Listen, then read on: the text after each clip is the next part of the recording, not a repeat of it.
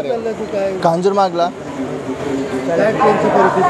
Change train इतना गर्दी होता है कि आधे टाइम पे इतना रश मिलता है और ज़्यादा टाइम पे भी अब रश चालू हो गया। 600 ट्रेन के आसपास कुछ लगभग चल रहा है मेगा ब्लॉक, तो उससे लोगों को बहुत तकलीफ होने लग गया है। और एक तो रेलवे स्टेशन भी ठीक नहीं है यहाँ पर फ़ोन चोरी होने का चांसेस ज़्यादा हो गया, बढ़ गए हैं। और ट्रेन में तो अब काफ़ी सीनियर सिटीजन को तकलीफ होने लग गया, हैंडीकैप डिब्बा यहाँ तक भर के जा रहा है, ये हो रहा है प्रॉब्लम।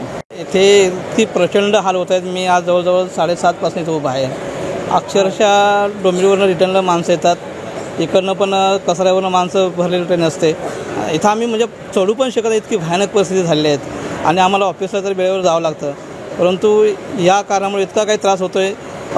बस स्टॉपला जाऊन आलो, बस स्टॉपला पण इतकी काही भयानक गर्दी आहे, त्या ठिकाणी पण आम्ही बसमध्ये चढू शकत नाही। त्यामुळे खूप त्रास हो राहिलेला आहे आम्हाला त्या ठिकाणी। कोणार्क, अपना शहर अपनी बातें।